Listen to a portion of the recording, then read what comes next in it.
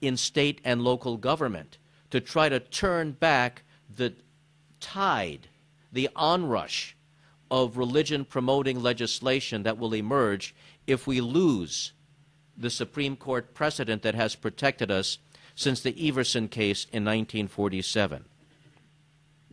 And so, since we are a bit of a cantankerous, opinionated lot, when one of us emerges to run for office, give that person a pass on unrelated issues if you can, because otherwise we will never elect our own to office. And we have to learn from the gay community. Look at what they have done in the past 20 years in terms of not only electing their own to office, but in terms of the following point, raising money in sufficient quantities to be more competitive. We have to make sure that we have a number of legal teams in place to bring lawsuits when government neutrality is violated. And we also have to make sure that all of our organizations are funded to a greater extent than they are now, because American politics is governed by the golden rule, the one with the gold rules. That's it. As we saw from this election cycle, the amount of money that political candidates array against their opponents is becoming more astronomical. Now, I know that there are scientists and mathematicians here who will argue that we can't really reach a number approaching infinity, but we don't have to when we have candidates like in my home state that have just spent $165 million trying to become governor. So, to the extent that even if we magnify by 1,000-fold the amount of money we give to atheist organizations, we wouldn't come close to the money the religious right has and the money that religious right-wing activist organizations have. We must still narrow the ratio of our financial resources to theirs. We will never equal theirs. We don't have to. But we have to make sure that all of our organizations have much more money than they currently do, because we are being so outspent. And the propaganda of a multi-billion-dollar conversion machine like Campus Crusade for Christ does more damage in its successful quest to not just expand but to preserve the religious fundamentalist base on our college campuses than is even readily apparent right now.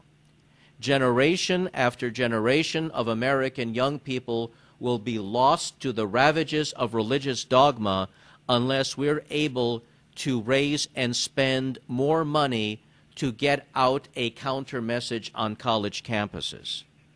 There should be no controversy in this. This is what we are facing.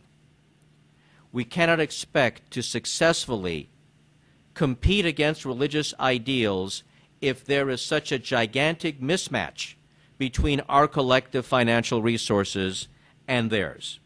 Now, each of us must find a suitable level of involvement. We must all find our own level of activity. Some of us will be able to do public debates against religious philosophers. Some of us will be able to give more money than others. Some of us will have more time to devote to the cause than others. But we must never browbeat each other because some of us will be able to do more than others on various levels. Each must find a way to contribute to this joint effort of taking atheism to the general public that is still consistent with living the life we want to live. There are some of us who will make this cause the overarching commitment of our lives. There are others whose total devotion to this effort will not reach such a level. Every person here has a unique talent to contribute in the form of whatever amounts of time and money that individual can reasonably apportion. To avoid burnout, particularly the burnout that develops when you are a hated minority fighting for what's right. You cannot be pushed to do more than you are comfortable with. And if we do that to our rank and file members, if any of us will become hypercritical of another activist saying you didn't give enough or you didn't spend enough time helping with this or that project, we will drive that person away. Because it is a very daunting task to ask people, as we are asking of each other, to become involved in fighting against the greatest mistake in belief system to ever afflict human society. And that's the task before us. Now, we'll have to endure society's severe backlash. We must all find the strength to withstand the hostility that we will face and the seething ignorance that gives rise to that hostility. In this regard, we have to do better at being a source of mutual comfort and nurturing for each other. Everyone who has ventured forth in public on behalf of atheism has a story to tell of some backward person or many backward people who meet reasoned argument with idiotic responses. Further, while ours is a philosophical, scientific, and intellectual movement, we must make clear that we will not tolerate any physical violence against us or our buildings or institutions.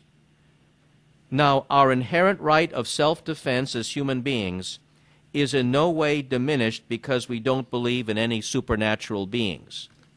So if it comes to it, we must be ready to physically defend ourselves and to bring lawsuits against law enforcement agencies that will not respond to physical attacks on us, our buildings and institutions, the same as they would if religious individuals or institutions were attacked. We must make it costly for religious nuts to do violence against us. And this should be self-evident. Now, in terms of the actual tactic of fighting religious dogma, we must commence a massive public outreach to women who are the majority of our population. All of the religions that wield substantial power in this country are literally man-made belief systems. We know this.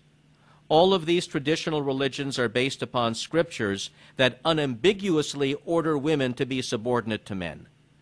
Women should be the most eager to cast off millennia, and I mean millennia, of religiously decreed oppression.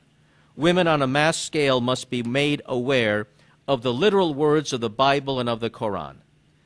There can be no true equality for women as long as the majority of society deems our moral values to be undergirded by an ultimate force that has issued revelations requiring male domination. Now, sometimes we may have to reach only one person at a time. Somewhat akin to our invasion of Normandy against the Nazis in World War II, there will be times when we will have to take territory 1 inch at a time. This means spending time explaining atheism to one friend or one neighbor who is unaware of who we are and why we don't believe in any supernatural being. Assisting masses of people in the process of crawling out of the swamp of superstition into enlightenment is a colossal undertaking. It must be done with a small number of people or with a large number of people. If one person is open to hearing about atheism, that one person deserves our time. If 100 people want to hear about atheism, so much the better. However, we must still be prepared to proceed one person at a time during those times when no other opportunities present themselves. And we have to have plans to obtain far greater publicity. We in our organizations must have formalized procedures for obtaining speaking engagements that will begin to reach ever larger numbers of people. Any forum that reaches the public, whether by radio, television, through newspapers, or by way of personal appearances, enhances our effort. Every published op-ed piece, every published letter to the editor can be an additional door opener. We must also strategize with each other more frequently. We must gather with each other to strategize about how to proceed. Many of us will have different approaches. However, we can at least pool our ideas so that those of us who are or will become active in the public spotlight can have the input of our brother and sister atheists. Now, this may not be for everyone, and not everyone has to be able to answer every religious claim, but a lot of us do. We must keep up with all the new arguments. Those of us who are or will become active in public speaking and debating must always be up for the task of studying the latest developments in the philosophy of religion. There are a whole new crop of PhD Christian philosophers who are churning out new and technical defenses of the claim that the biblical deity actually exists.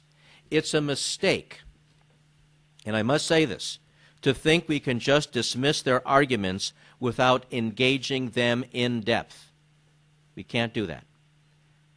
We ignore the arguments of these religious philosophers at our peril. Their claims must be met and overcome, and their arguments can indeed be defeated, but it takes a lot of technical work to do so. It takes the ongoing study of philosophy and of science. Now, we atheists do have very impressive resources. There is the American Atheist Press. There is Prometheus Books, and also a website that I'm proud to support, Internet Infidels, that has one of the best collections in the world of atheist arguments. Now, we should always show sympathy to the religious people that we are trying to reach. There will be times when we succeed in persuading people that there is no deity, and some or many of these people will mourn the loss of what was for them a comforting belief system.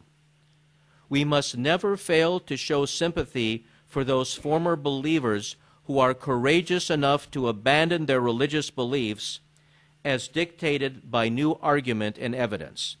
We must comfort them and assure them that it is all right to even shed a tear over the loss of hope in a saving power that they now realize never actually existed.